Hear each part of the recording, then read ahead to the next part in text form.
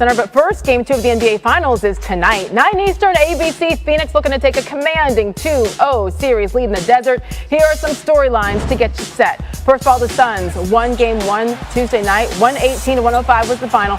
Don't plan the parade quite yet, though.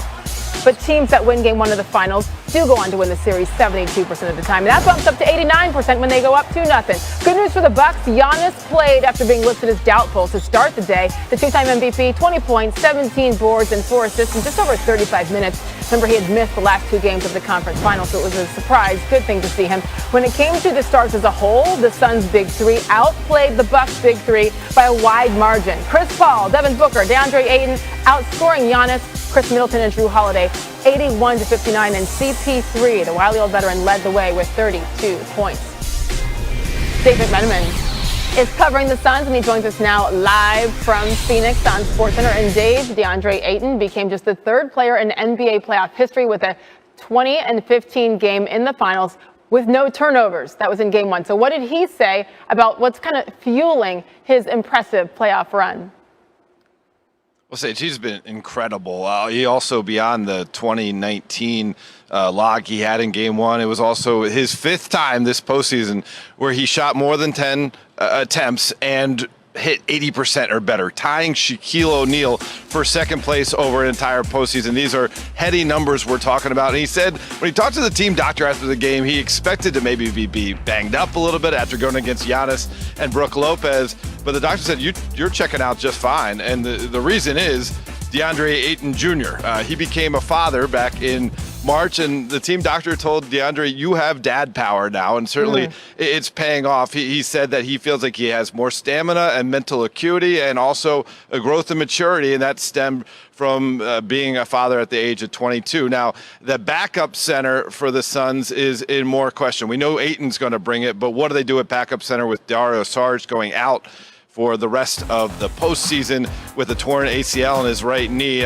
Monty Williams says they have 3 options to go to. You can go to Frank Kaminsky, who's more of a traditional backup 5. And then they also have Torrey Craig, who got 16 minutes in Game 1, only had 2 points and 3 rebounds, but he allows them to play small ball. And then you have Abdul Nader, who was out from March until the Western Conference Finals, but he's kind of a sturdy, burly body, but also can play more of a small ball position. So they have some options. No team wants to lose a piece that they trust this time of year. Sure. So that's what the Suns have to deal with moving forward. Yeah, and one of the most impressive things about the Phoenix Suns is their depth. So we'll see if this affects it at all with Saric going out. Dave, thank you. Enjoy the game later tonight. Let's keep it going with David.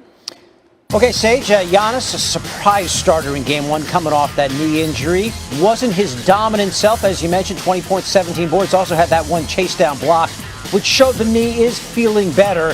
But the Bucks are going to need more out of the 2-time MVP. Here's what they're saying before Game 2. Going to Game 2, hopefully I can feel more comfortable, more confident to be, to go downhill, to make more plays. We'll see. I don't know how tomorrow is going to be, but hopefully I can be in a position that I can make more plays tomorrow. Looking at the film, he's like everybody else. There's some things that he can do better, and there's some things that he did well, and same as our group. And I think the thing about Giannis, he always gets better. All right, let's bring in Tim Bontemps, who's covering the Bucks, and he joins us now. So, Tim, usually in a finals, Game 1, a little bit of a feeling out process. Got to make adjustments. So what are the Bucks saying about the biggest changes they need to make heading into this one? Well, David, look, there's been a lot of talk about the free throw disparity between these two teams in Game 1. The Suns shooting 26 foul shots, the Bucks only getting 16, and only 3 guys in Milwaukee going to the foul line at all. But in talking to the Bucks yesterday, the biggest thing that came up over and over again was transition play and transition defense in particular. You think about Chris Paul's Phoenix Suns. Chris Paul throughout his career has been on teams that have been, methodical, slow-paced teams. The Bucks, on the other hand, get out in transition, run up and down, and typically dominate in that part of the game with Giannis Antetokounmpo. Now, we saw in Game 1, Giannis said he needs to play a little better. He could have been a little more aggressive in that part of the game.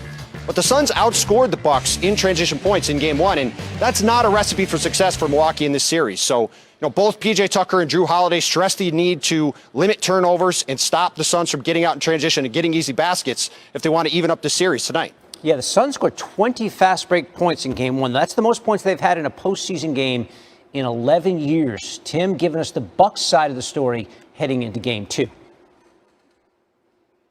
I want more of that. So let's say hello to 2016 NBA champ Richard Jefferson, back live with us on SportsCenter. RJ, plain and simple, the Bucks' biggest priority tonight. What should it be? I think it's offensive, consistency. They have to start spreading that ball around. When you look at the best version of this Bucks team, you've seen 25, 22, 27, 19. You got to have a better distribution. That's what makes the Suns so hard to guard. As much as you want to focus in on Chris Paul and you want to focus in on Devin Booker, they have balanced scoring throughout. Ayton hurts you. You get, Bridges that can hurt you. So, ultimately, I think that's when the Bucks are at their best, when they have, 4 to 5 guys that are between, 17 and 25 points. All right, you mentioned Chris Paul. Let's listen now to what he said yesterday about what makes his team so difficult for other teams to game plan for. Our team is built a little different. We have a real team, like a team where you can't just key on one guy or two guys. Everybody on our team is capable of having a big game, and everybody is comfortable and accept their roles. That word team is everything in every aspect, and this Suns team does exemplify that. It's a very balanced attack they've been able to have this postseason, RJ. How has Chris Paul specifically been able to benefit from that, especially in the fourth quarter? Well, it's so funny. You hear it more and more often said in media that it's not just about doing your role, but doing your role with enthusiasm. And everyone on the Phoenix Suns team accepts their role, and they do it with enthusiasm. When you look at the way they balance out their scoring, you look at it, LeBron James, Chris Paul, even when I played with Jason Kidd, it was about getting others going early, establishing other people's rhythm, so that in the fourth quarter, that's when Chris Paul's able to go to work. He's able to get those free throw line jumpers. Why are those free throw line jumpers available? Because you're so focused on Ayton's role, because that was established in quarter 1 through 3. You're so focused in on Devin Booker, or you're focused in on Bridges, or you're focused in on those guys. So now the court is spread wide open. Then it turns on Chris Paul to deliver. And that's what Chris Paul has been doing an outstanding job of all postseason, is delivering once it's his turn. Once those guys have that floor spread for you, then it becomes layup, floater, free throw line jumper, and he's been knocking them down at an exceptional rate. And doesn't it feel like he's been in Phoenix for years almost, the way the flow is as it is? But this is just his first season, and Monty Williams, just his second. So what they've been able to do in such a short time is so impressive. Game 2. Jay, I have to ask you, when you look at Giannis in game 1, what did you see? How did he look to you? No, I thought he looked good. Ultimately having those games off, trying to get your rhythm, trying to get your feel back. And also there's a level of caution. And if you can go out there and put out, 20 and 15, if you can go out and put up crazy numbers like that, when you're not even in your kind of rhythm and feel, and you're still testing it out, I think Giannis is going to be just fine. Is he going to be 100%? Probably not, but I think he's going to be more than just okay to go out there and have a quality series. Okay, so what do he and the Bucks need to do to win game 2?